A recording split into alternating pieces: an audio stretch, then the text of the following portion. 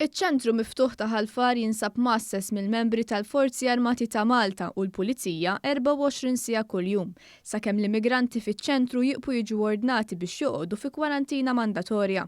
It-Tnejn filgħodu barra ċ-ċentru miftuħ ta' Ħal Far kollox der taħt kontroll bi preżenza qawwija tal-Forzi tal-ordni. Suldati Armati se jgħassu ċ-ċentru f'Ħal Far sakemm tibqa' fis-seħħ l-ordni ta' kwarantina mandatorja għal 1000 immigrant. B'kollox hemm mal-mitt soldat li se jkun assenjat barra ċ-ċentru miftuħ ta' Ħal Far, kif spjegat il-Logutenent Kayleigh Gelfo.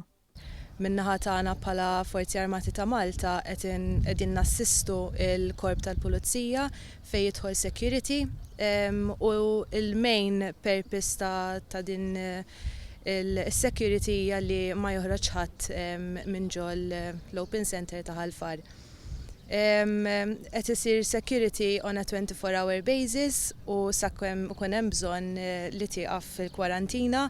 B'effett immedjat mill-ħadd filgħaxija l-Ministru għall-Intern Byron Camilleri ħabbar li residenti taċ-ċentru miftuħ ta' Ħal Far iridu joqogħdu kwarantina l ġimagħtejn minħabba li kien hemm immigranti li ġew infettati bil-coronavirus. Bl-immigranti kkooperaw mal-awtoritajiet. Din id-detail bdiet mill-bieraħ filgħaxija malli tħabbret min-naħa tal-Gvern. Matul il-lejl ma kien hemm l-ebda problemi, filgħodu ma kien hemm l-ebda problemi laqqas, il-messaġġ inftiem mir-residenti li hawn ġewwa l-Open Center ta' Ħal Far. Il-forzi tal-ordni flimkien mal-awtoritajiet qegħdin jieħdu l-miżuri neċessarji sabiex tiġi mħarsa s-saħħa u s-sigurtà tal-poplu Malti wawċi hekk kif qed jiżdiedu l-każijiet trasmessi lokalment.